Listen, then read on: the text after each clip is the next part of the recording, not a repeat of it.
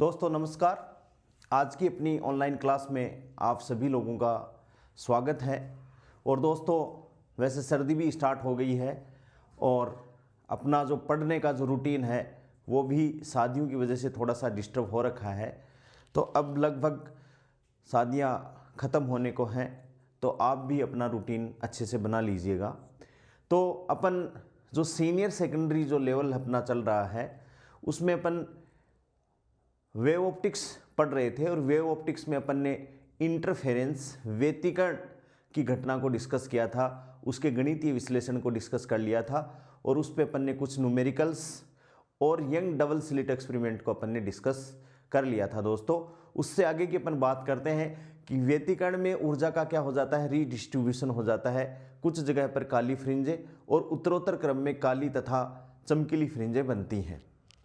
आज अपन देखते हैं कि उन फ्रिंजों की चौड़ाई किस हिसाब से अपन निकालें कि भाई कितनी मोटी फ्रिंजें होंगी, काली कितनी मोटी होगी, चमकीली कितनी मोटी होगी, क्या उन फ्रिंजों की चौड़ाइयाँ समान रहती हैं, उनका कैसे ग्राफिकल प्रेजेंटेशन आता है इंटेंसिटी का, वो सारी बातें आज अपन डिस्कस करने वाले हैं। तो देखिए दोस्तों हाँ, तो सबसे पहला अपन टॉपिक लेते हैं चमकीली तथा काली फ्रिंजों के लिए शर्त। चमकीली तथा काली फ्रिंज के लिए शर्त। चमकीली तथा काली फ्रिंजों के लिए शर्त। व्यतिकरण की घटना को अपन आगे बढ़ा रहे हैं, उसी पे रिलेटेड ये है कि चमकीली और काली फ्रिंजों की अपन बात कर रहे हैं। दोस्तों तो अपन ने ये पढ़ा है, सबसे पहले अपन बात करें चमकीली फ्रिंज। किसकी बात करें? चमकीली फ्रिंज। चमकीली फ्रिंज, चमकीली फ्रिंज या ब्राइट फ्रिंज, चमकीली फ्रिंज की बात कर रहे हैं। ठीक है दोस्तों, अब देखो पहले डायग्राम से अपन एक्सप्लेन करें इसको।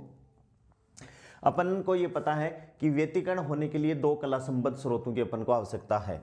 तो अपन ने माना कि ये कोई एक सोर्स है और यहाँ से जो तरंग है वो तरंगाकार के रूप में वेव जनरेट हो रही है, और इसके आगे अपन ने एक स्लिट ये बना दी। दोस्तों थोड़ी सी ऊपर बना लेते हैं। एक अपन ने ये स्लिट बना दी S1, और दूसरी एक अपन ने बना दी S2। अपन ने एक स्लिट बना दी और यहाँ से अपन ने क्या रख दिया? पर्दा। ये क्या रख दिया दोस्तों? अपन ने पर्दा स्क्रीन रख दिया, और यहाँ से इसकी बीच की दूरी, स्लिट से पर्दे की बीच की दूरी कितनी है? कैपिटल D अपन ने मानी है।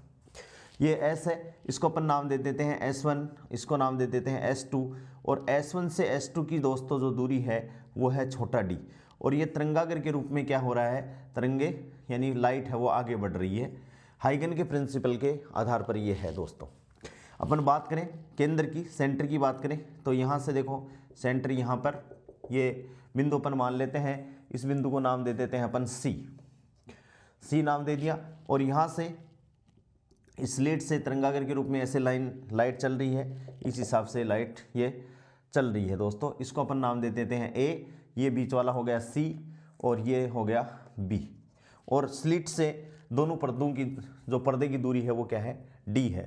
अपन ध्यान से देखें तो S1C और S2C, यदि अपन सेंटर की बात करें तो केंद्रीय फ्रिंज की अपन बात करें तो दोनों का जो पथांतर है किरणों का, जो दोनों तरंगे यहाँ से चलेंगी और C बिंदु पर मिलेंगी S1 और S2 से, उन दोनों का पथांतर क्या है? समान है, उनमें किसी प्रकार का कोई पाथ डिफरेंस नहीं है, नियत पथांतर है। तो अपन यहाँ कह सकते हैं कि यहाँ पर जो फ्रिंज बनेगी दोस्तों वो कैसी बनेगी? चमकीली। कैसी फ्रिंज बनेगी? चमकीली फ्रिंज बनेगी। अब अपन ने माना कि C से कितनी दूरी पर? C पॉइंट से XN दूरी पर, कितनी दूरी पर? XN दूरी पर अपन मान रहे हैं कि कोई फ्रिंज बन रही है, वो फ्रिंज चमकीली होगी या काली होगी। अपन जब चमकीली फ्रिंज की बात करेंगे तो अपन मानेंगे चमकीली होगी, और यदि काली होगी, काली की बात करेंगे तो मान लेंगे कि वही काली फ्रिंज बनेगी। तो दोस्तों जब S2 ये पॉइंट है जहाँ पर क्या बन रही है? फ्रिंज बन रही है, इस पॉइंट को अपन मान लेते हैं P पॉइंट है वो C से XN दूरी पर है, तो C पर तो क्या फ्रिंज बनेगी? चमकीली बनेगी, क्योंकि पथांतर बराबर है। जैसे मान लो इसको ऐसे कर देता हूँ तो S1C बराबर क्या हो जाएगा? S2C। तो S1C बराबर S2C, पथांतर बराबर है, तो सेंटर पे जो फ्रिंज बनेगी वो क्या बनेगी? चमकीली फ्रिंज बनेगी। ठीक है दोस्तों, अब अपन बात कर रहे हैं कि P पर कैसे फ्रिंज बने। तो यहां से देखो S1 से P पे अपन ने और S2 से P पे अपन ने इस हिसाब से मिला दिया इसको, ठीक है। और ये अपन ने मान लिया कि ये कोण कितना है, थीटा। ये कितना एंगल उठा हुआ है, थीटा एंगल उठा हुआ है। इसको डॉटेड को अपन एकदम सॉलिड बना देते हैं, ये लो, और यहाँ से इसको उठा देते हैं, ठीक है। और ये जो है इसका सेंटर है दोस्तों, वो क्या मान लिया, O। इन दोनों स्लिटों के बीच की दूरी कितनी है, D है। अब अपन माने यहाँ से S1 से, अब अपन ध्यान से देखें तो S1P और S2P, तो S2P अपन को ज़्यादा लग रहा है, तो अपन कह सकते हैं कि S2P माइनस S1P दोनों में क्या है, पथांतर है। क्या है, पथांतर है। ये पथांतर अपन को निकालना पड़ेगा। बहुत ध्यान से अपन बात को समझेंगे कि S1 और S2 दो कला संबद्ध स्रोत हैं जो कि एक स्रोत S से बनाए हुए हैं, ठीक है। और S1 और S2 से जो प्रकाश की किरणें यहाँ से निकलेंगी C बिंदु पर आएंगी, तो उनका पथांतर समान है। पथांतर समान है तो दोस्तों यहाँ पर चमकीली फ्रिंज बनेगी। अब अपन को P बिंदु पर देखना है, P बिंदु पर अपन चमकीली फ्रिंज बना रहे हैं, क्योंकि अपन ने डिस्कस कर दिया कि चमकीली फ्रिंज अपन को बना रही है। तो अपन ने C से एक्शन दूरी पर कोई बिंदु P ले लिया, जहां पर अपन को ये देखना है कि भाई चमकीली फ्रिंज बनेगी, तो उसके लिए क्या कंडीशन हो सकते हैं, दूरी क्या होगी, कैसे होगी। तो अपन ने मान लिया ये कोण कितना है, थीटा कोण। थीटा कोण पर ये क्या कोणीय इसका विस्थापन है, ठीक है। अब पथांतर निकालने के लिए अपन S1 से इस पे क्या डाल देते हैं दोस्तों, लंब डाल देते हैं। क्या डाल दिया, लंब डाल दिया। तो ये कितने डिग्री का कोण हुआ, 90 डिग्री का ये कोण हो गया। और इसको अपन क्या मान लेते हैं, पथांतर। और इस पथांतर को मैं डिनोट कर देता हूं डेल्टा से, विचलन है। दोस्तों ध्यान से अपन देखें, कोण का देखना, कोण बहुत समझना जरूरी है। यहां से आप देखोगे तो ये कोण कितना है, 90 डिग्री। 90 डिग्री में ये कोण थीटा है। तो इस कोण की अकेले की बात करें तो दोस्तों ये मैं यहां लिख देता हूं, ये हो गया 90 डिग्री माइनस थीटा, ये वाला कोण। अब इसमें ये 90 डिग्री है, अपन ने अभी डिनोट लंब डाला है, तो ये 90 डिग्री है। तो दोस्तों ये कोण कितना हो गया, थीटा। यदि ये बात समझ में आ गई तो आपको आधा डेरिवेशन वैसे ही समझ में आ गया। ध्यान से फिर से देखिए, ये स्लिट का इस डैश डैश से ये वाला जो कोण है वो कितना है, 90 डिग्री है। इसमें से अपन ने ये मान लिया कि ये जो P बिंदु पर जो प्रकाश की किरण जा रही है, तरंग जा रही है, वो थीटा कोण से ऊपर उठ के गई है दोस्तों। तो ये कोण कितना हो गया, ये वाला जो कोण है वो कितना हो गया, 90 माइनस थीटा। 90 माइनस थीटा, ये 90 डिग्री है, ऑलरेडी अपन ने इस पर लंब डाला है। तो त्रिभुज के तीनों कोणों का योग 180 डिग्री होता है। तो दोस्तों ये कोण कितना हो गया, थीटा कोण हो गया। ये कोण कितना हो गया, थीटा कोण हो गया। यदि अपने बात समझ में आ गई तो अपना डेरिवेशन बहुत सिंपल हो जाएगा, ठीक है। चित्र समझ में आ गया, ये 90 डिग्री माइनस थीटा और ये क्या हो गया दोस्तों, थीटा हो गया। तो अब अपन बात करें, तो बात क्या करें अपन, तो अपन माने डी तो क्या है, स्लिट से पर्दे की दूरी। स्लिट से पर्दे की दूरी, छोटा डी है वो क्या है, दोनों स्लिटों के यानी स्लिट S1 व S2 के बीच की दूरी। S1 व S2 स्लिट के बीच की दूरी, ठीक है दोस्तों। अपन चमकीली फ्रिंज बना रहे हैं तो संपोषी व्यतिकरण से चमकीली फ्रिंजें उत्पन्न होती हैं। अपन ये मान लिया संपोषी, क्योंकि अपन ने पहले ही कह दिया कि भाई फ्रिंज अपन कैसे बना रहे हैं, चमकीली फ्रिंज बना रहे हैं। तो संपोषी व्यतिकरण से चमकीली फ्रिंज उत्पन्न होती हैं, ठीक है। अब संपोषी व्यतिकरण की अपन बात करें दोस्तों, तो संपोषी व्यतिकरण के लिए अपन जानते हैं, हम जानते हैं कि अपन ने डिस्कस किया है, हम जानते हैं कि संपोषी व्यतिकरण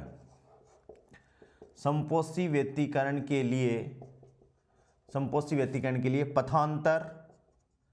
पथांतर क्या होगा, λ/2 का समगुणांक, λ/2 का समगुणांक। अर्थात इसको अपन क्या लिख सकते हैं, 2n λ/2। अर्थात अपन जानते हैं कि डेल्टा बराबर क्या हो जाएगा, n लैम्बडा, यानी पथांतर डेल्टा, ये डेल्टा ही माना है अपन ने, डेल्टा ही अपन मान रहे हैं। ये क्या हो गया दोस्तों, PS2 माइनस PS1 और बराबर ये क्या है भाई, S2, और इसको अपन नाम दे दें कैपिटल L। तो ये क्या हो जाएगा, S2L, और बराबर कितना होना चाहिए संपोषी व्यतिकरण के हिसाब से, समगुणांक होना चाहिए 2n λ/2, और 2 से 2 कट गया तो क्या आ गया दोस्तों, n लैम्बडा। इतना ये पथांतर होना चाहिए, ठीक है। इसको अपन दे देते हैं समीकरण नंबर 1। बहुत ध्यान से समझेंगे कि भाई पथांतर व्यतिकरण चमकीली फ्रिंज की बात अपन कर रहे हैं दोस्तों। तो चमकीली फ्रिंज कब व्यतिकरण में उत्पन्न होता है? जब व्यतिकरण कैसा हो? समपोषी व्यतिकरण हो। और समपोषी व्यतिकरण का मतलब ये हो गया जब पथांतर है वो λ/2 का समगुणांक, समगुणांक का मतलब 2n λ/2 होना चाहिए। अब यहाँ से अपन चित्र से देखें तो ये जो पथांतर है वो डेल्टा है और वो क्या है दोस्तों? PS2 minus PS1। यदि इस चित्र से ध्यान से देखें अपन तो PS2 वाली जो रेखा है वो लंबी है, PS1 वाली रेखा है वो कम लंबी है। तो लंबी में से कम लंबी घटा देंगे, PS2 माइनस PS1 बराबर ये डिस्टेंस कितनी आ गई? S2L। और ये कितनी होनी चाहिए? 2n λ/2। 2 से 2 कट गया तो क्या होनी चाहिए दोस्तों? n λ होना चाहिए। ठीक है, समीकरण नंबर 1 आ गया। अब अपन बात करते हैं त्रिभुज PCO में। त्रिभुज देखो ध्यान से, ये त्रिभुज P ये रहा P, C और O। त्रिभुज PCO, त्रिभुज PCO में टेन थीटा, ये तो हो गया देखो लंब, टेन थीटा और आधार ये टेन थीटा बराबर क्या होता है? लंब बटे आधार। अब कोई कहते कि सर PC, ये लो यहाँ से डाल दो भाई लंब, ये लो एक, अब मैंने पॉइंट यहाँ से डाल दिया, एक रेखा इसको यहाँ से डाल दिया, तो ये त्रिभुज क्या हो गया? PCO। त्रिभुज PCO में टेन थीटा बराबर क्या होता है? लंब बटे आधार, यानी XN बटे कैपिटल D। ये समीकरण नंबर 2 आ गया। तथा त्रिभुज S1S2L में, S1S2L ये रहा S1S2 और ये L, तो इसमें साइन थीटा बराबर क्या होता है? लंब बटे कर्ण। तो लंब क्या है?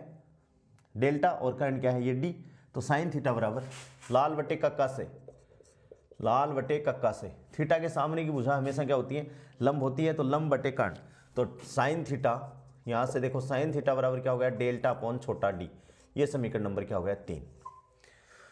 ठीक है, अब अपन ये मान के चलते हैं कि ये थीटा जो कोण बना हुआ है ये बहुत ही अल्फ है, चूंकि थीटा अति अल्फ है, थीटा अति अल्फ है। तो अपन जानते हैं थीटा अति अल्फ है तो sine theta approximate equals to tan theta और अप्रोक्सीमेट इक्वल्स टू किसके बराबर हो जाएंगे?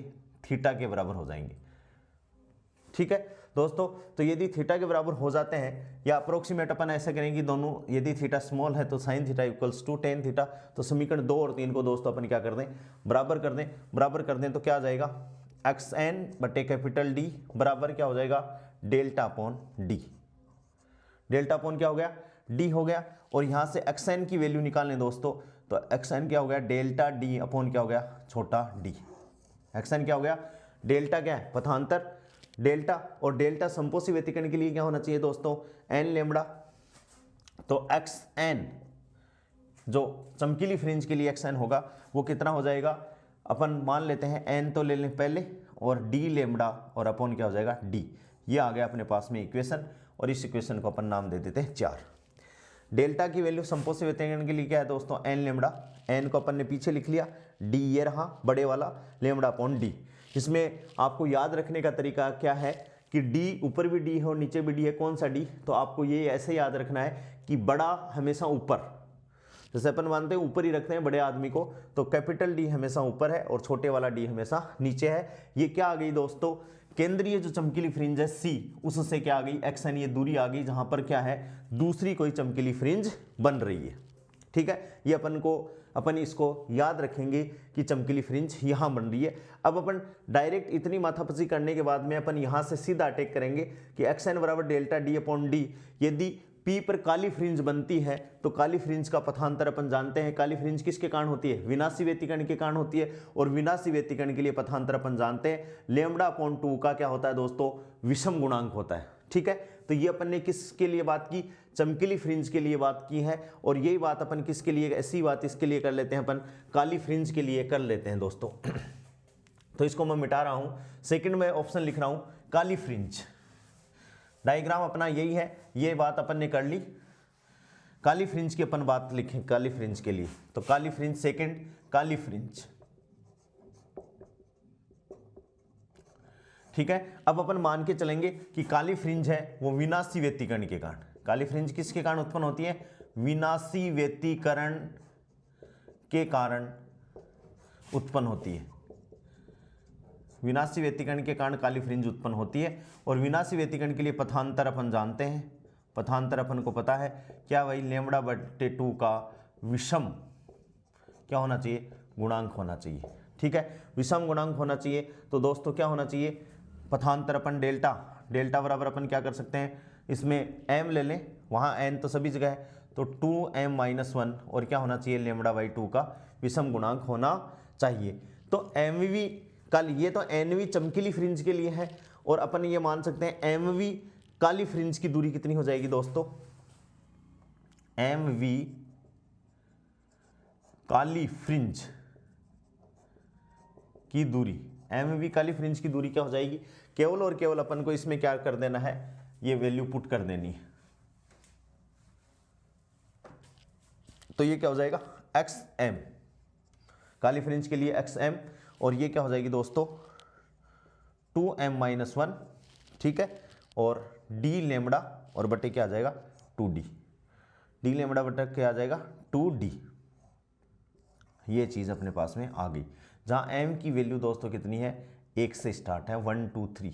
और यदि ये डेल्टा कितना हो, अपन ऐसा भी मान सकते हैं डेल्टा बराबर ये भी हो सकता है 2m+1 λ/2, तब m की वैल्यू कहाँ से स्टार्ट हो जाएगी, 0 1 2 3 से स्टार्ट हो जाएगी। तो ये अपन को ध्यान में रखनी है।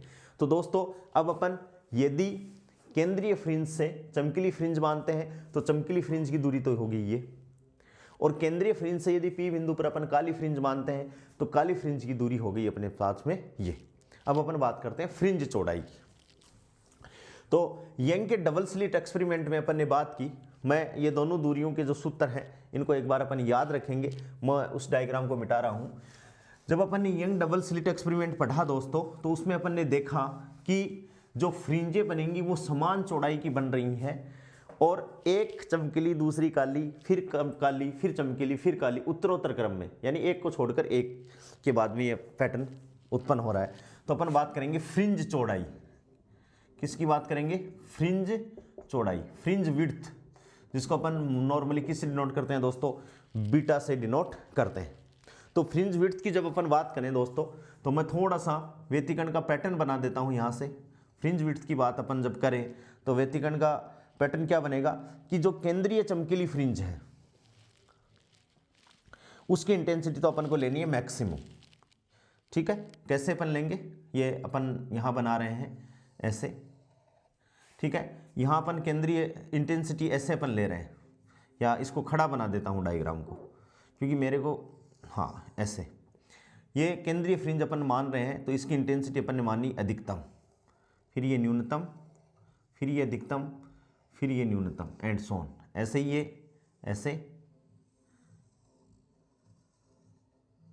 इस हिसाब से ये व्यतिकरण फ्रिंज पैटर्न आ गया, मतलब जो इंटेंसिटी है वो इस हिसाब से।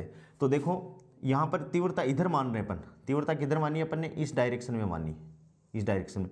तो ये केंद्रीय चमकीली फ्रिंज है, ये केंद्रीय चमकीली फ्रिंज है दोस्तों, तो इसकी चौड़ाई ये इतनी होगी। ठीक है, इसके बाद में ये, इसकी इंटेंसिटी न्यूनतम है, इसको न्यूनतम मान रहे हैं, तो इसकी ये क्या होगी, काली, काली को मैं डोटेट कर रहा हूँ, चमकीली को ऐसे ही रख रहा हूँ। फिर ये वापस क्या होगी, चमकीली होगी। ठीक है, फिर ये क्या होगी, काली होगी। ठीक है, ऐसे ही ये काली, फिर ये चमकीली, फिर ये वापस क्या हो गई, काली। इसको अपन चौड़ाई है वो सारी फ्रिंजों की क्या बनानी है, एकदम समान बनानी है। ठीक है दोस्तों, तो इसको अपन क्या कहेंगे, केंद्रीय चमकीली, इसको अपन ने कह दिया केंद्रीय चमकीली।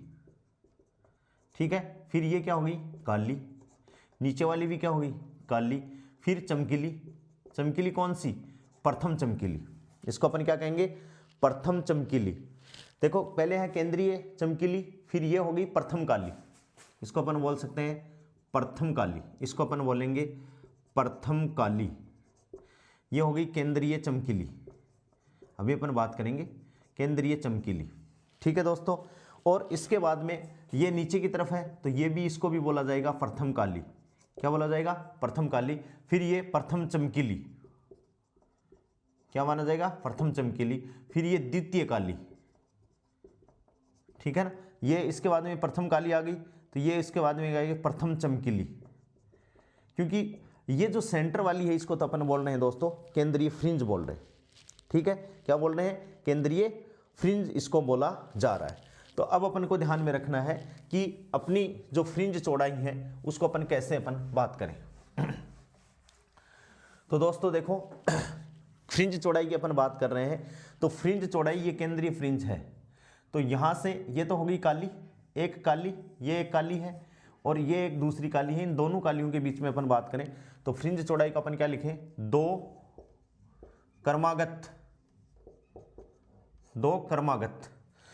क्रमागत चमकीली या काली फ्रिंजों के मध्य की दूरी, दो क्रमागत चमकीली एवं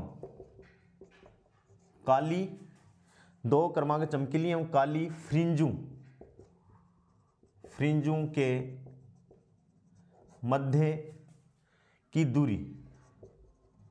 मध्य की दूरी क्या कहलाती है? फ्रिंज चौड़ाई। दो चमकीली एवं काली फ्रिंजों के मध्य की दूरी क्या कहलाती है? फ्रिंज चौड़ाई कहलाती है। ठीक है, कैसे अपन निकालें? जैसे बीटा बराबर, अपन बात करें चमकीली की बात करें तो xn+1 माइनस xn। अब xn अपन को पता है, ये रहा xn, तो इसमें अपन ये एक तो क्या हो गया n+1 lambda D upon D.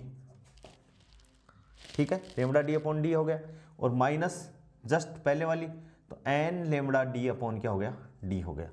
इसमें अपन बात करें कि एक तो ये जो चमकीली फ्रिंज की अपन बात कर रहे हैं तो एक तो अपन ये मान सकते हैं कि भाई ये जो काली फ्रिंज है, एक तो अपन क्या माने कि इससे ये मेन सेंटर है, इस मेन सेंटर से अपन बात करें दोस्तों तो एक तो क्या हो गई xn, n दूरी पर काली फ्रिंज, और एक क्या हो गई n दूरी पर, n+1 दूरी पर काली फ्रिंज। ये काली और ये भी क्या है दोस्तों? काली। ठीक है, और इन दोनों काली फ्रिंजों के बीच की दूरी क्या कहलाएगी? बीच की दूरी है वो चमकीली फ्रिंज की चौड़ाई कहलाएगी। अपन मान सकते हैं कि ये तो कौन सी है? nth काली फ्रिंज। कौन सी है? nth काली फ्रिंज। और इसको अपन मान सकते हैं n+1वीं काली फ्रिंज। और इन दोनों के मध्य की जो दूरी है दोस्तों वो क्या कहलाएगी? उन दोनों काली फ्रिंजों के मध्य की दूरी या चमकीली फ्रिंज की चौड़ाई। समझ गए बात को? तो बीटा बराबर क्या आ गया? xn+1 minus xn1।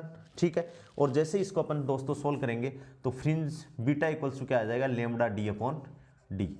इसमें बड़ा डी अपन को ऊपर रखना है और छोटा डी अपन को नीचे रखना है। ऐसे ही अपन बात करें किसकी? बीटा डैश की बात करें दोस्तों, बीटा डैश की, यानी यहाँ तो अपन ने दो चमकीली काली, जैसे चमकीली की निकाली तो अपन ने काली को घटा दिया। ऐसे ही चमकीली को यदि अपन घटाएं, इनको अपन nth और n+1 भी माने तो यहाँ भी बीटा बराबर कितना आ जाएगा? लेमडा डी अपॉन डी आएगा। समझ गए बात को? तो फ्रिंज चौड़ाई चाहे चमकीली फ्रिंज हो चाहे काली फ्रिंज हो, फ्रिंज चौड़ाई हमेशा क्या आएगी? बराबर आएगी। अब देखो कई बार क्या आता है, कोणीय फ्रिंज चौड़ाई के बारे में डिस्कशन आता है। तो अपन एक बात डायग्राम बना रहे हैं कि स्लिट, अपने पास में ये स्लिट जो S1 अभी अपन ने बनाई थी थोड़ी देर पहले, ये S1 है, ये बीच का इनका वो है, और ये क्या है दोस्तों? S2 है। ये S1 था, ये S2 था। व्यतिकरण अभी फ्रिंज चौड़ाई में अपन ने काम में लिए। दूसरी बात, यहाँ अपने पास में केंद्रीय जो फ्रिंज आई वो तो चमकीली है, तो मैं यहाँ पर एक क्या बना देता हूँ? काली, ये काली फ्रिंज, फिर ये इतनी चमकीली और ये दूसरी काली, इतनी चौड़ाई की। ठीक है, ये भी काली, तो देखो ये काली, ये चमकीली, ये भी काली, और ये बीच की जो दिखाई नहीं दे रही है दोस्तों वो क्या है? चमकीली। ठीक है, अब अपन कोणीय फ्रिंज चौड़ाई बात कर रहे हैं तो ये देखो इसका सेंटर है और यहां से अपन ने क्या किया? इसको ये से, ठीक है, इसको यहां से इस पे अपन ने ऐसे कर दिया। ठीक है, और यहां से इस पे अपन ने क्या कर दिया? ऐसे कर दिया। और इस कोण को अपन ने क्या मान लिया? अल्फा मान लिया। इस कोण को अपन ने क्या मान लिया? अल्फा मान लिया। और यहाँ से ये अपना पर्दा है जिस पे प्राप्त हो रही है अपन को। ठीक है, और यहाँ से इस पर्दे की दूरी कितनी है दोस्तों? डी दूरी। ठीक है, और ये जो दूरी है दोनों की, दोनों के सेंटर से, केंद्र से या यहाँ से ले लो चाहे कहीं से भी ले लो, ये दोनों की जो दूरी है उसे अपन कहेंगे बीटा। और बीटा का मतलब क्या है? फ्रिंज चौड़ाई। बीटा का मतलब क्या है? ये जो दूरी है ये दोस्तों दोनों की क्या है? फ्रिंज चौड़ाई। क्या है? फ्रिंज चौड़ाई। ठीक है, ये दूरी है d, इसको अपन आधार मान सकते हैं और इसको अपन क्या मान सकते हैं, लंब मान सकते हैं। लंब क्या है, बीटा है, और थीटा की वैल्यू क्या है, अल्फ है। तो टेन थीटा या टेन अल्फा बराबर लंब बटे आधार। तो यदि थीटा अल्फ है, अल्फा क्या है, अल्फा अल्फ है, अल्फा क्या है भाई, अल्फ है। तो टेन अल्फा, अल्फा में टेन अल्फा बराबर क्या है, लंब बटे आधार, बीटा अपॉन डी। क्या है दोस्तों, बीटा अपॉन डी। इसको अपन क्या कहेंगे, कोणीय फ्रिंज चौड़ाई। इसको अपन क्या कहेंगे, कोणीय फ्रिंज। इस पे क्वेश्चन आता है, कोणीय फ्रिंज चौड़ाई। समझ गए बात को, कि ये दोनों काली फ्रिंज है। देखो ये काली जो मैंने फ्रिंज बनाई है दोस्तों, ये दोनों काली हैं, ये भी काली हैं, और इन दोनों के बीच में ये चमकीली है। यहाँ से मैंने सेंटर से, ये सी ओ है, ओ से इस पे लंब डाल दिया, तो एक तो ये हो गया, ठीक है, एक ये हो गया, और इन दोनों के बीच का कोण है वो दोस्तों क्या है, अल्फा है। तो अल्फा टेन अल्फा बराबर लंब बटे आधार, आधार की वैल्यू अपन मान सकते हैं डी है। यहाँ से आप ये ऐसा मानो तो आप अपन ये मान सकते हैं कि ये लाइनें बहुत सीधी हैं, तो ये आधार का काम कर रही हैं और ये लंब का काम कर रही हैं। तो टेन अल्फा बराबर लंब बटे आधार यानी बीटा अपॉन डी, और बीटा की वैल्यू यहाँ से अपन पुट करेंगे तो बीटा बराबर लेमड़ा डी अपॉन डी है, बड़ा डी से बीटा डी कट गया, तो अल्फा बराबर आ गया beta D, beta upon D बराबर लेमड़ा अपॉन छोटा डी। इसको अपन क्या कहेंगे, कोणीय फ्रिंज चौड़ाई कहेंगे दोस्तों। क्या कहेंगे, अल्फा बराबर बीटा अपॉन डी, या अपन दोनों को ऐसे लिख सकते हैं, अल्फा बराबर बीटा अपॉन डी और अल्फा बराबर लेमड़ा अपॉन छोटा डी। ठीक है, चूंकि अपन को पता है कि बी अपॉन डी बराबर क्या है, लेमड़ा अपॉन डी। इस फॉर्मूले से फ्रिंज चौड़ाई बी अपॉन डी बराबर क्या है दोस्तों, लेमड़ा अपॉन डी। ठीक है, ये अपन ने क्या निकाल ली, कोणीय फ्रिंज चौड़ाई। कई बार, बहुत बार इस पे भी क्वेश्चन आता है कि कोणीय फ्रिंज चौड़ाई का मान निकालिए। तो बहुत सिंपल सी बात है, जो अपन लोगों को पढ़ते नहीं है तो अपन को समझ में नहीं आती। और ये ग्राफ में अपन ने देखा कि सारी जो तरंगे हैं उनकी इंटेंसिटी सबकी बराबर है। तो अपन ये कह सकते हैं कि काली फ्रिंज से चमकीली, चमकीली से वापस काली, काली से वापस चमकीली, एंड सो ऑन, इस हिसाब से है। तो जो व्यतिकरण का जो प्रतिरूप है दोस्तों, वो ऊर्जा संरक्षण के सिद्धांत पर क्या होता है, आधारित होता है। ये क्वेश्चन भी आ सकता है, इसको अपन को ध्यान में रखना है। अब कुछ इंपॉर्टेंट बातें हैं जो अपन को याद रखनी है, उसको अपन डिस्कस करते हैं। उन्हीं के आधार पे अपन बहुत सारे न्यूमेरिकल क्वेश्चन लगाएंगे।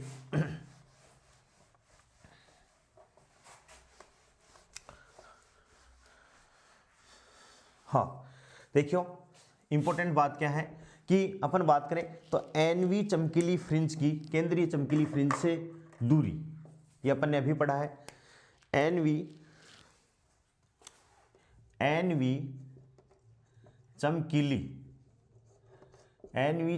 फ्रिंज की केंद्रीय फ्रिंज से दूरी एक्स एन बराबर, अभी अपन ने निकाला है n lambda capital D upon छोटा डी बराबर, इसको अपन क्या लिख सकते हैं, एन बीटा। क्या लिख सकते हैं दोस्तों, एन इंटू बीटा, और बीटा क्या है, फ्रिंज की चौड़ाई है। एन एनवी जो है, जैसे दूसरी है तो टू बीटा, तीसरी है तो three beta, and so on. ठीक है, हाँ, एनवी की होगी। ऐसे ही अपन माने N1 व N2 चमकीली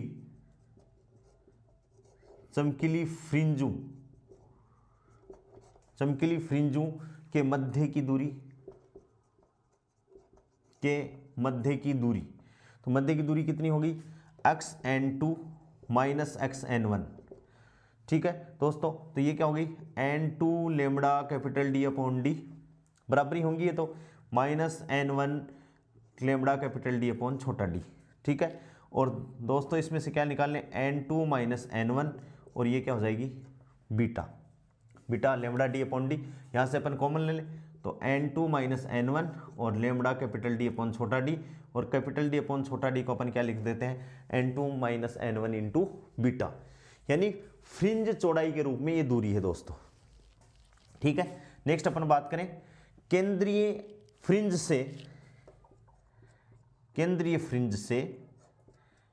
यानी चमकीली फ्रिंज से MV, इसको डिफरेंस करने के लिए अपन ने M नाम दिया, बाकी N भी अपन दे सकते हैं। MV काली फ्रिंज की दूरी, जब अपन रटें तो ये दूरी रटें दोस्तों, XM बराबर क्या है, 2m माइनस 1 और lambda capital D upon 2D।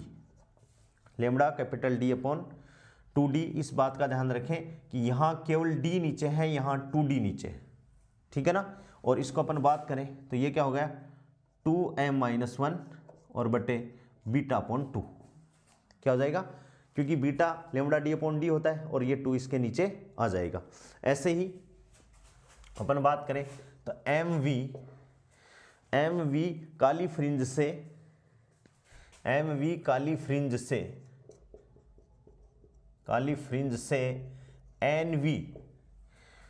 We चमकीली फ्रिंज की दूरी, चमकीली फ्रिंज की दूरी।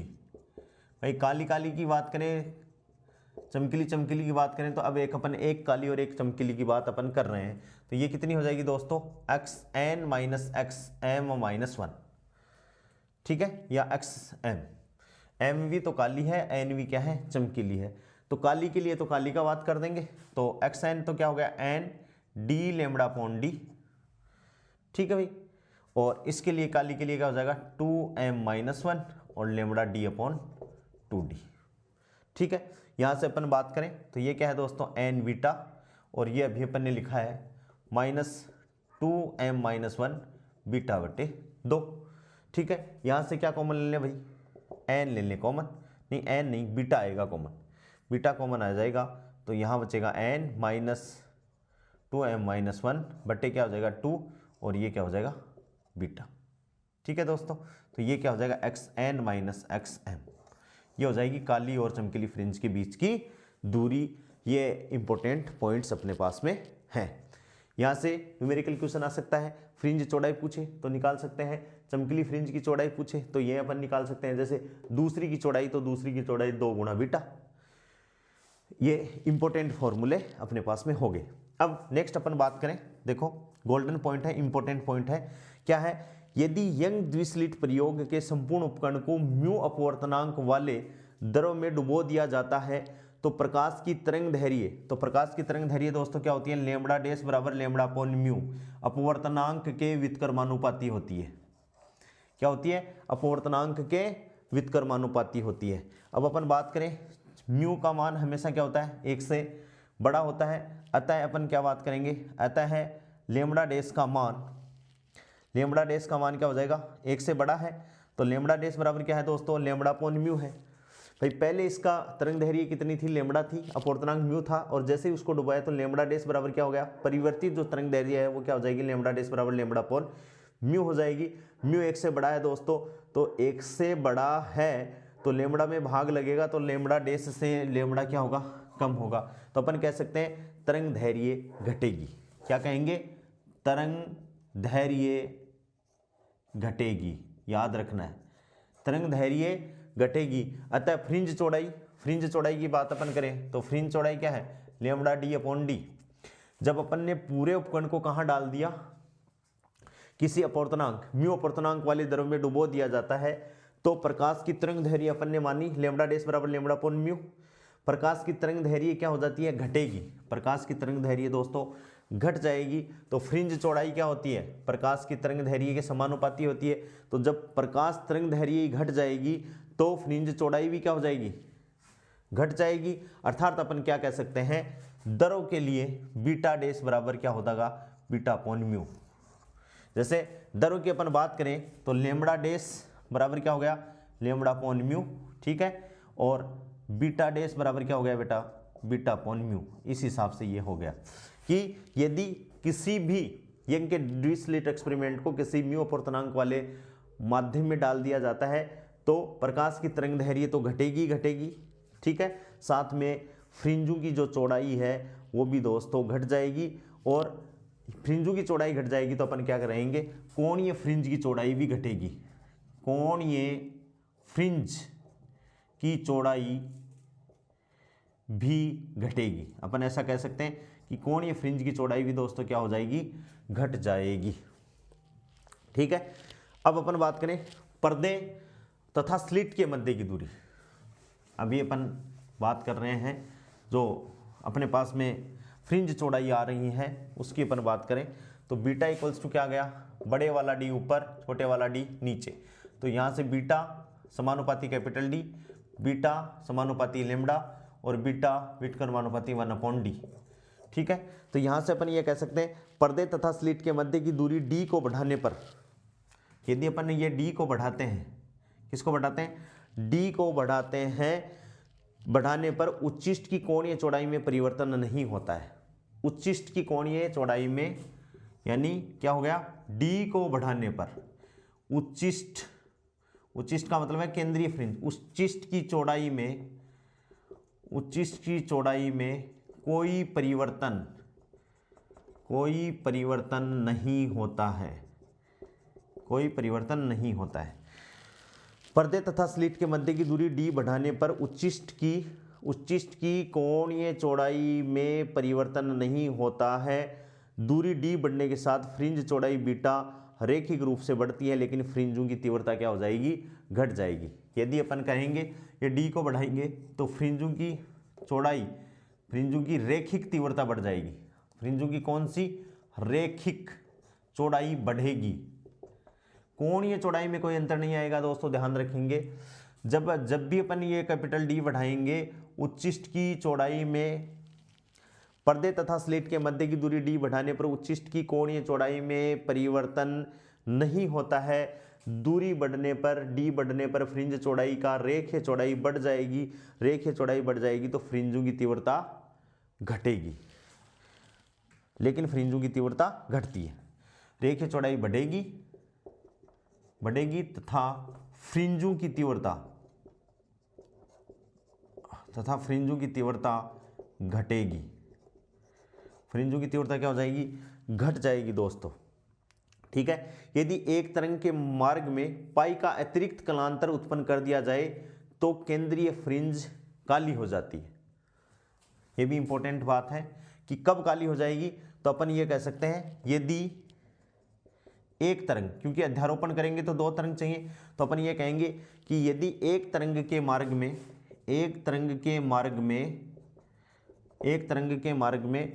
पाई का अतिरिक्त, एक तरंग के मार्ग में पाई का अतिरिक्त कलांतर उत्पन्न कर दिया जाए, पाई का अतिरिक्त कलांतर उत्पन्न कर दिया जाए तो केंद्रीय फ्रिंज काली हो जाती जाए, तो केंद्रीय फ्रिंज काली हो जाती है। किया जाए तो केंद्रीय फ्रिंज क्या हो जाती है दोस्तों, काली हो जाती है।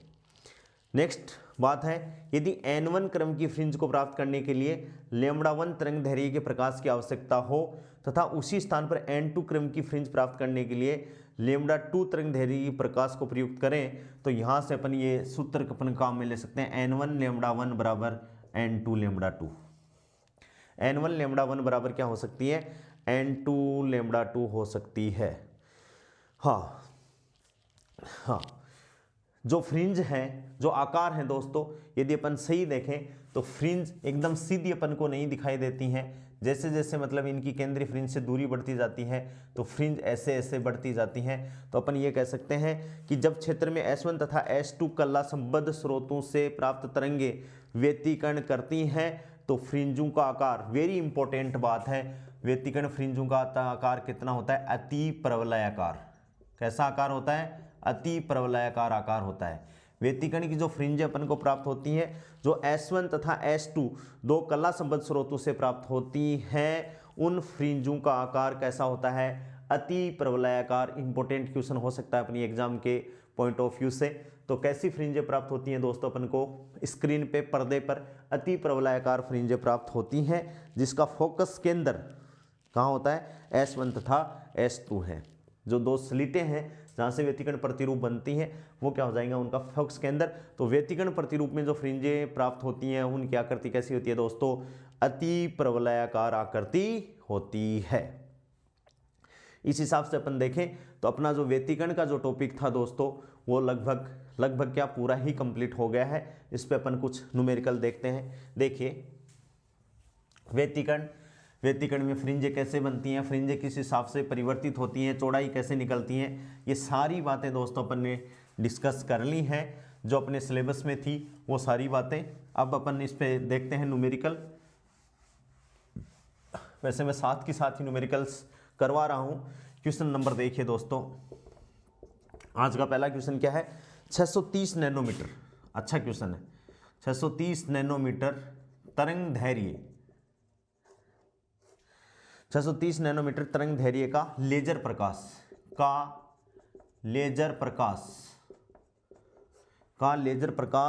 एक स्लिट युग्म पर आपतित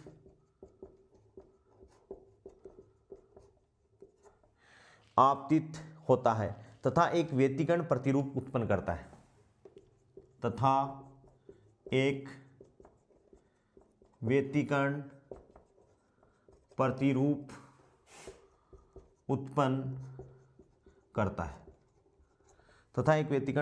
उत्पन्न करता है, जिसमें चमकीली फ्रिंजें एक दूसरे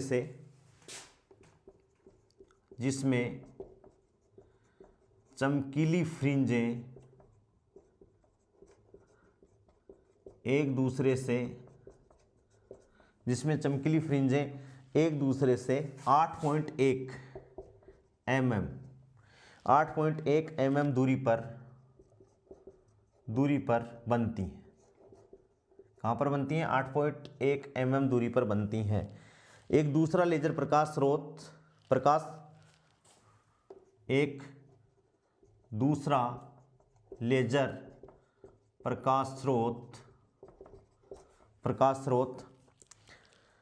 अन्य व्यतिकरण प्रतिरूप बनाता है।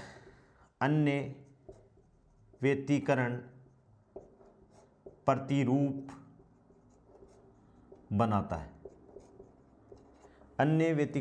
बनाता है जिसके द्वारा फ्रिंजें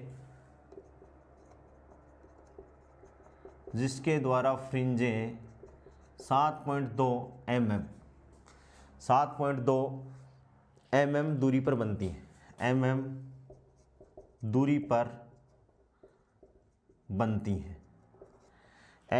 पर बनती हैं। दूसरे प्रकाश की तरंग दैर्घ्य ज्ञात करो। दूसरे प्रकाश की तरंग दैर्घ्य बताओ। देखो दोस्तों, क्वेश्चन ही कितना लंबा अगले ने लिखा है। अपन इसका सॉल्यूशन करते हैं कि दूसरे प्रकाश की तरंग दैर्घ्य अपन को बतानी है। फ्रिंज की चौड़ाई से संबंधित है। एक स्लिट युग्म पर आपतित होता है तथा एक व्यतिकरण प्रतिरूप। दोस्तों इसमें अपन बात कर रहे हैं S, फिर उसके बाद में क्या है S1 S2। तो ये जो प्रकाश है इसकी तरंग दैर्घ्य अपन को दे रखी है। 630 नैनोमीटर तरंग दैर्घ्य का लेजर प्रकाश एक स्लिट युग्म पर आपतित होता है। ये स्लिट युग्म है दोस्तों, तथा एक व्यतिकरण प्रतिरूप उत्पन्न करता है। यहाँ पर एक व्यतिकरण प्रतिरूप प्राप्त होगा। फ्रिंजें, जिसमें चमकीली फ्रिंजें एक दूसरे से 8.1 mm दूरी पर बनती हैं। यानी ये फ्रिंज चौड़ाई अपन को दे दी। फ्रिंजों के बीच की दूरी है तो दैट इज फ्रिंज चौड़ाई अपन को दे दी। एक दूसरा लेजर प्रकाश स्रोत अन्य व्यतिकरण प्रतिरूप बनाता है जिसके द्वारा फ्रिंजें 7.2 mm, ये दूसरी फ्रिंज चौड़ाई अपन को दे दी। यानी केवल अपन को क्वेश्चन को देखकर क्वेश्चन को जज नहीं करना है कि क्वेश्चन कितना, बहुत सिंपल हो गया। अब आप तो जानते हो बीटा बराबर लैम्बडा कैपिटल D अपॉन छोटा d। ठीक है, स्लिट के पर्दे की दूरी, इनके बारे में अगले ने कुछ नहीं कहा दोस्तों, तो ये दूरी अपन बराबर मानेंगे। तो यहाँ से अपन बात करें तो एक तो अपन मान सकते हैं बीटा 1, तो ठीक है लैम्बडा 1 D अपॉन D, और बीटा 2 बराबर क्या हो जाएगी दोस्तों, लैम्बडा 2 कैपिटल D अपॉन छोटा d। Implies that beta 1 upon beta 2 बराबर समानुपाती है, तो लैम्बडा 1 अपॉन लैम्बडा 2। ठीक है, लैम्बडा 2 अपन को कैलकुलेट करना है, तो लैम्बडा 2 बराबर, ठीक है, यहाँ से क्या हो गया बीटा 2 अपॉन बीटा 1, और कितना हो गया लैम्बडा 1। ठीक है, mm है, तो देखो लैम्बडा 2 बराबर क्या है भाई 7.2 mm बट्टे कितना है 8.1 mm गुणा कितना 630 नैनोमीटर। ठीक है, दशमलव दोनों हट गए, mm से mm कट गया। अब देखो 9 9 81, 9 से काटो, 9 8 72, 8 हो गया, 9 7 63, और 8 7 56, कितना हो गया 560 नैनोमीटर। आंसर आ गया। मतलब दशमलव से दशमलव कट गया, एमएम से एमएम कट गया, 9 से अपन ने काटा तो 9 ऊपर वाला 8 बार गया, नीचे वाला 9 बार गया, 9 7 63, ये 70, 8 7 56, 560 नैनोमीटर क्या हो गए, इसके आंसर हो गए। बहुत सिंपल क्वेश्चन था, देखने से ऐसा लग रहा था पता नहीं कितना हार्ड है, लेकिन बहुत सिंपल था। Question number 2। दूसरा क्वेश्चन क्या कहता है, कहता है द्विस्लिट को 6000 एंगस्ट्रॉम तरंग दैर्घ्य के द्विस्लिट को 6000 एंगस्ट्रॉम 6000 एंगस्ट्रॉम तरंग दैर्घ्य 6000 एंगस्ट्रॉम तरंग दैर्घ्य के प्रकाश द्वारा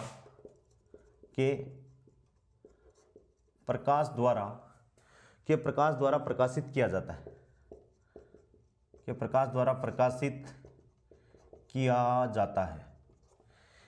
द्वारा प्रकाशित किया जाता है। स्लिटों के मध्य की दूरी, स्लिटों के मध्य की दूरी कितनी है दोस्तों, 0.1 सेंटीमीटर, तथा स्लिट से पर्दे की दूरी, तथा स्लिट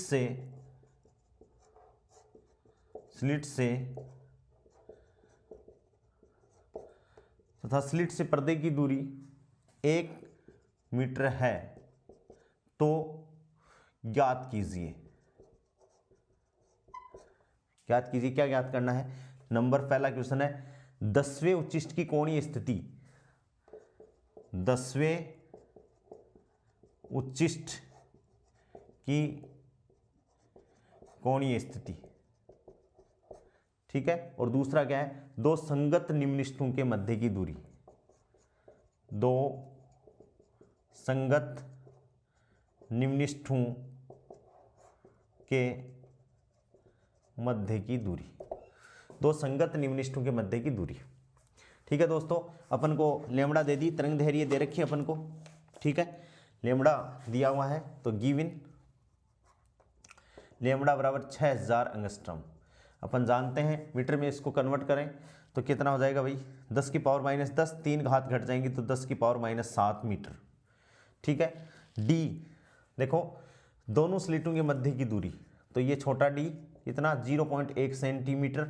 अपन को पता है कि कैलकुलेशन सारी इसमें 100 का भाग लगेगा, एक पॉइंट ये है तो दोस्तों कितना हो गया, 10 की पावर -3 मीटर, ठीक है। और तथा स्लिट से पर्दे की दूरी कितनी है, 1, यानी बड़ोड़ो डी कितना है, 1 मीटर अपन को दे रखा है। सबसे पहले है कोणीय स्थिति, सबसे पहले क्या है, 10वें उच्चिष्ट की कोणीय स्थिति दे रखी है। तो कोणीय स्थिति वैसे अपन बात करें तो देखो, कोणीय स्थिति, कोणीय फ्रिंज की चौड़ाई अपन ने लिखा था लेमड़ा अपॉन डी, लेकिन इसमें कोणीय 10वें की है तो 10 गुना, भाई ऊपर है 10वीं फ्रिंज है तो 10 गुना हो जाएगी, तो 10 लेमड़ा अपॉन डी।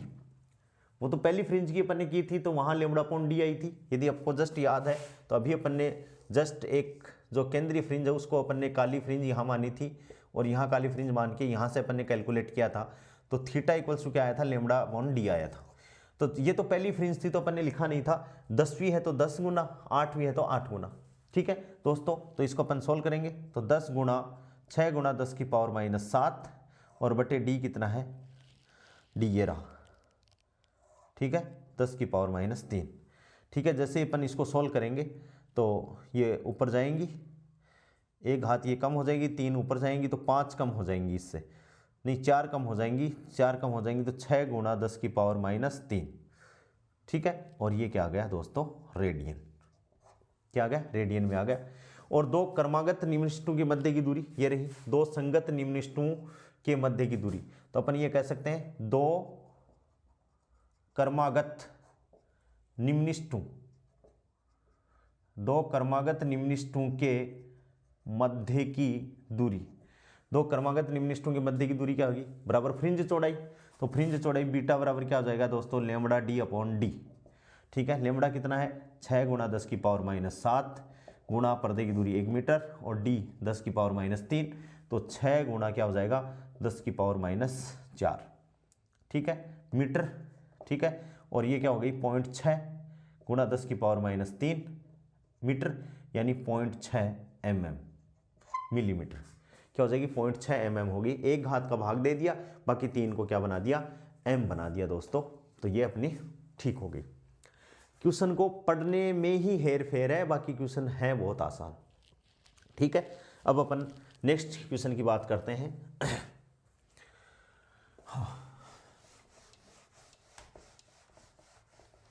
अपन ने व्यतिकरण के इतने क्वेश्चन लगा लिए, अब भी अपना फर्स्ट ग्रेड में क्वेश्चन मेरे हिसाब से तो गलत नहीं हो पाएगा। हाँ, अपन जानबूझ के कैलकुलेशन में गलत कर दें वो बात अलग है दोस्तों। देखो क्वेश्चन नंबर 3,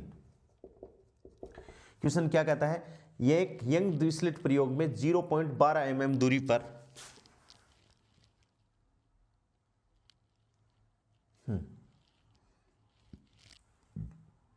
देखो यंग द्विस्लिट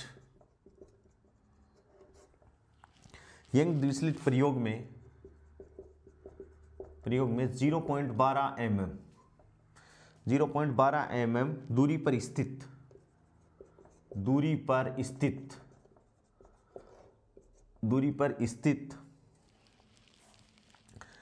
द्विस्लिट से 1 मीटर दूरी पर स्थित द्विस्लिट से 1 मीटर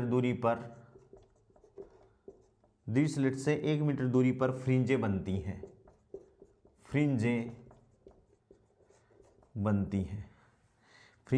हैं तो ज्ञात करो। नंबर 1, पर्दे के केंद्र से तीसरी काली पट्टिका की दूरी। पर्दे के केंद्र से तीसरी काली पट्टी की दूरी। पर्दे से केंद्र से तीसरी काली पट्टी की दूरी, ठीक है। और पर्दे के केंद्र से तीसरी चमकीली पट्टिका की दूरी। पर्दे के केंद्र से तीसरी चमकीली, एक बार अपन को काली पट्टी और एक बार चमकीली, और अपन को लेमड़ा बराबर दिया है 6000 एंगस्ट्रम। कितना दे रखा है दोस्तों, 6000 एंगस्ट्रम से। एक चीज में कि आदमी की आंख 4000 एंगस्ट्रम से 7000 एंगस्ट्रम इतना ही देख पाती है, ये दृश्य क्षेत्र की वेवलेंथ है। या कई बार 3800 एंगस्ट्रम से 7800 एंगस्ट्रम भी लिखा हुआ होता है। यदि ये नहीं है तो ये अपन को ध्यान में रखना है, ये दृश्य क्षेत्र की लेमड़ा है। अपनी आंखें हैं वो 4000 एंगस्ट्रम से नीचे और 7000 एंगस्ट्रम के ऊपर का नहीं देख पाती हैं, इसका अपन को ध्यान में रखना है। तो दोस्तों देखो एम वे, ठीक है, काली फ्रिंज की बात कर रहे हैं, और काली फ्रिंज के लिए अपन ने दूरी अभी पढ़ी थी, XM डैश बराबर 2m-1 lambda capital D upon छोटा 2d, ठीक है। d बराबर अपन को दे रखी है 1 मीटर दूरी पर है, छोटा d दे रखा है कि यंग द्विस्लिट प्रयोग में 0.12 mm दूरी पर स्थित द्विस्लिट से 1 मीटर दूरी पर, यानी दोनों स्लिटों के बीच की छोटी दूरी आपको कितने दी, 11 mm। तो d बराबर कितना दे दिया 1 मीटर, छोटा d बराबर कितना 0.12 mm, तो 0.12 गुणा 10 की पावर -3 मीटर कितना दे दिया, लेमड़ा अपन को दे दिया। अगले ने क्या पूछा है, तीसरी काली पूछी है, तो 2 गुणा 3 -1, और लेमड़ा कितना है भाई 6 गुणा 10 की पावर -7 गुणा 1 बटे 2 गुणा पॉइंट, यानी 12 गुणा 10 की पावर कितनी -5, ठीक है। m बराबर 3 हो गया, तो ये कितना 3 दूनी 6, यानी 5 गुणा 6 बटे 12 दूनी 24, और ये ऊपर जाएगा तो 10 की पावर -2। भाई ये 10 की पावर -5 ऊपर जाएगा तो 10 की पावर -2 बच जाएंगे, 12 दूनी 24, या ऐसे ही इनको कर लो 2 गुणा 12, 6 दूनी 12, तो कितना हो गया 5 बटे 4 गुणा 10 की पावर -2, ठीक है। और इसको अपन सोल्व करें, तो कितना आ जाएगा भाई, 4 एकम 4 बच गए कितने, 1 बच गया, 4 दूनी 8, 2 5, और गुणा 10 की पावर -2, ठीक है। और 10 की पावर -2 को सेंटीमीटर, तो 1.25 सेंटीमीटर, 1.25 सेंटीमीटर, ठीक है। और पर्दे से चमकीली फ्रिंज, तो चमकीली फ्रिंज के अपन जानते हैं, तो एक्साइन इक्वल्स टू चमकीली फ्रिंज के लिए n lambda capital D upon छोटा डी, कितनी, तीसरी पूछी अगले ने, तो 3 पूछी है, ठीक है, 3 पूछी है, तो अपन क्या कर देंगे, 3 गुणा मीटर में 6 गुणा 10 की पावर माइनस 7 गुणा 1 बट्टे कितना आ जाएगा भाई 12 गुणा 10 की पावर माइनस 5, ठीक है। इसको अपन सोल्व कर लेंगे तो ये कितना आ जाएगा, 6 दूनी 12, 3 बट्टे 2 और गुणा 10 की पावर माइनस 2 सेंटीमीटर, और इसमें करेंगे तो 2 एकम 2, 5 सेंटीमीटर, ये 1.5 सेंटीमीटर ये इसका आंसर आ गया दोस्तों। बहुत सिंपल है। इस हिसाब से अपन कोणीय चौड़ाई और व्यतिकरण, I maximum, I minimum, I1 I2, एक चीज़ का दोस्तों ध्यान रखेंगे, जब भी व्यतिकरण हो गया तो उसके बाद में जब अपन फ्रिंजों की इंटेंसिटी निकालेंगे वो हमेशा आई मैक्स और आई मिनिमम होगी।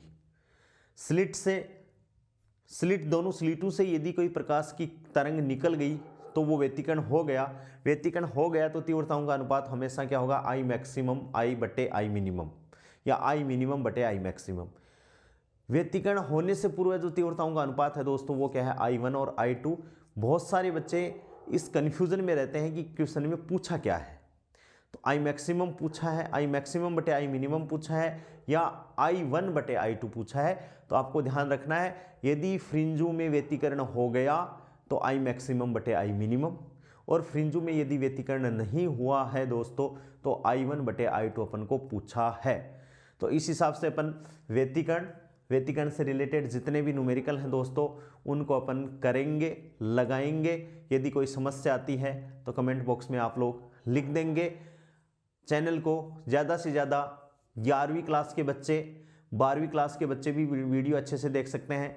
जो बच्चे नीट की तैयारी कर रहे हैं वो बच्चे भी इस क्लास को ले सकते हैं दोस्तों। रही बात कॉलेज की, तो कॉलेज में बहुत सारे एंट्रेंस एग्ज़ाम अब आने वाले हैं, उनके लिए भी वीडियो देख सकते हैं। IIT JAM की भी तैयारी कर सकते हैं दोस्तों, और फर्स्ट ग्रेड की तो तैयारी अपन चल ही रही है। तो इसको सारे जो फिजिक्स से रिलेटेड बच्चे हैं वो सारे फिजिक्स को पढ़ सकते हैं। बहुत बहुत धन्यवाद।